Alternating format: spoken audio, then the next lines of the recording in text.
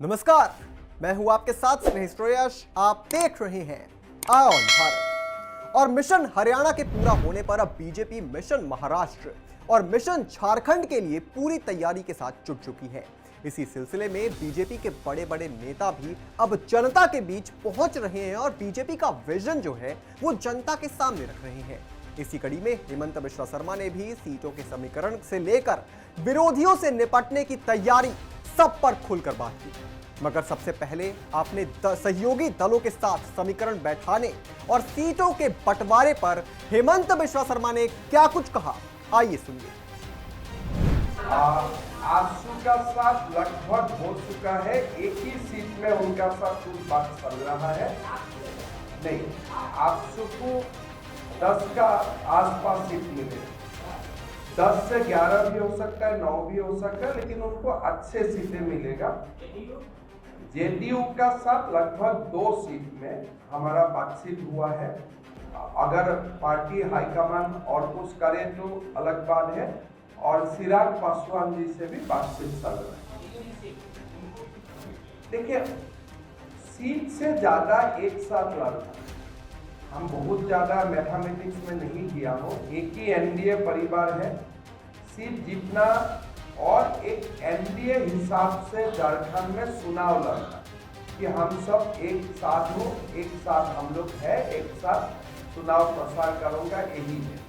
लेकिन सीट का बारे में मैं जैसे बोला कि आजसू से लगभग हो चुका है, 9-11 उसी का रेंज में हो जाएगा। और कल शाम तक मेरा लगता है कि पूरा कमीशन घोषणा कर देने का तुरंत बाद, काल परसों तुरंत हम लोग अलायंस का भी घोषणा कर दूंगा और लगभग पहला सूची भी हम लोग तुरंत ही दे दूंगा। हम लोग तैयार बैठा हूं, लेकिन जब तक इलेक्शन कमीशन विधिवत घोषणा नहीं करता है उससे पहले टिकट अनाउंस करना ठीक नहीं लगता है। इसके लिए हम थोड़ा इंतजार करते हैं।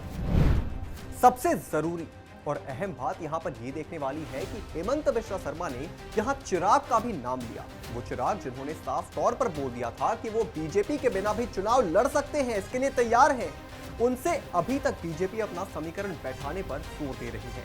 और कहीं ना कहीं ये अच्छी बात भी है कि हेमंता ने उनका नाम लेने से बचने की कोशिश नहीं की, जिससे ये साफ संदेश गया कि बीजेपी और चिराग के बीच कोई कम्युनिकेशन गैप नहीं है। अब सवाल यह है कि अगर सहयोगियों के साथ समीकरण बैठ गया है तो फिर उम्मीदवारों की सूची जारी करने में बीजेपी देर क्यों कर रही है। इस पर भी हेमंता ने बीजेपी की ओर से अपनी बात कही। इंतजार हो रहा है, चुनाव आयोग अगर आज सुबह चुनाव डिक्लेयर करता है तो 24 से 48 आवर्स के अंदर बीजेपी का सूची आ जाएगा। नहीं, देखिए, मंजू देवी जी का ज्वाइनिंग का बाद वो अटकलें अभी नहीं है, वो खत्म हो गया है। तो वो तो हाँ वो नहीं, उनसे अभी तक कोई हमारा बातचीत नहीं हुआ है। हमारा आजसू से लगभग फाइनल हो चुका है, जनता दल यू से फाइनल हो चुका है। चिराग पासवान जी अभी फॉरेन में है, 16 तारीख को आ जाएगा, तो उनका साथ भी एक राउंड का डिस्कशन होने का बाद वो भी ठीक ठाक हो जाएगा। बाकी हमारा चुनाव कमेटी का एक बैठक हो चुका है, कल 7 बजे और एक बैठक है। कल लगभग 5 या 6 सीट छोड़ के सारे सीटों का तैयार हो जाएगा। फिर पार्लियामेंट्री बोर्ड का बैठक होगा, पार्लियामेंट्री बोर्ड उनमें सील मुहर लगाने का बाद हमारा चुनाव अभियान शुरू हो जाएगा। हेमंत जिस तरह से कॉन्फिडेंट दिखाई दे रहे हैं उससे ये तो साफ है कि बीजेपी की तैयारी झारखंड चुनाव के लिए मजबूत है। इधर सोरेन सरकार को एक बड़ा झटका लगने की बात भी सामने आई है। खबर आई है कि प्रवर्तन निदेशालय यानी कि ईडी की टीम ने सोमवार को झारखंड की राजधानी रांची में करीब 20 जगहों पर एक साथ छापेमारी की है। यह छापेमारी जल जीवन मिशन से जुड़ी योजनाओं में अनियमितताओं से जुड़ी है। ईडी की इस छापेमारी में मंत्री मिथिलेश ठाकुर के भाई विनय ठाकुर के घर पर छापेमारी हुई। निजी सचिव हरेंद्र सिंह समेत कई विभागीय इंजीनियर के यहां भी छापेमारी हुई। एक सीनियर आईएएस की बहन के हरिहर रोड पर मौजूद आवास पर भी छापेमारी हुई है। पिछले दिनों हजारीबाग में जनसभा के दौरान पीएम मोदी ने भी इस मसले को उठाया था। इस पर भी हेमंत बिस्वा शर्मा ने चुटकी ली और विरोधियों पर तंज कसा है। आप हेमंत जी को इतना ही समझना चाहिए कि ईडी और सीबीआई कभी महात्मा गांधी का घर में नहीं जाता, इतना समझ लेना चाहिए। कभी महात्मा गांधी का घर में ईडी सीबीआई जाते हैं क्या? तो ईडी सीबीआई तब जाता है जब आपका घर में 300 करोड़ रुपया होता है और वही फॉलो आपको मिल जाने से आप कितना बढ़िया चैनल बना लेगा वही 300 करोड़। आप सोचिए ना, ये 300 करोड़ अगर 3 करोड़ सबको मिल जाता है, आपको ये आईपीडीआर का ऐड के लिए इंतजार करना है क्या? तो ये लोगों से पैसा लाके गरीबों को बांटना क्या गुनाह है? आप लोग ऐसे क्वेश्चन करता है जैसे ईडी सीबीआई। मैं आपको बताया, देखिए अगर मोदी जी का समय में गरीबों को जो कुछ मिला है, मैं हिसाब लगा के एक दिन आपको बात करूंगा हमें कितना मिला है। 5 लाख रुपया खाली साल में चिकित्सा के लिए मिलता है। 15 लाख तो कभी क्रॉस हो चुका है। प्रति साल 5 लाख रुपया खाली आपका मेडिकल चेकअप के लिए। अभी मोदी जी ने बोल दिया 70 साल का ऊपर हर व्यक्ति को मिलेगा 5 लाख का ऊपर। आप लगाइए ना हिसाब, 2014 से जितना साल आया, प्रधानमंत्री आवास का घर आया, जल जीवन का पानी आया, इलेक्ट्रिसिटी आया, आयुष्मान भारत आया, पूरा हिसाब लगा के देखिए ना। इसके बाद हेमंत के सामने वो सवाल आया जिसका लगभग सभी इंतजार कर रहे थे। राहुल गांधी पर बोलते हुए हेमंत ने जबरदस्त चुटकी दी। उनका जवाब सुनकर वहां मौजूद पत्रकार भी हंस पड़े। ये तो मैं भगवान को प्रार्थना कर रहा हूँ कि राहुल जी जल्दी जल्दी झारखंड में आए, 5-10 सीट हमको और देके चला जाए। वो तो लेट हो चुका है। राहुल जी को तो अब तक आ जाना चाहिए था, क्यों लेट कर रहा है? इसीलिए मेरा, आप कभी कभी मुझको टेंस देखता है ना, इसीलिए टेंशन में देखते हैं। इसलिए जब तक राहुल जी नहीं आते हैं तब तक मेरा पूरा सीट नहीं होते।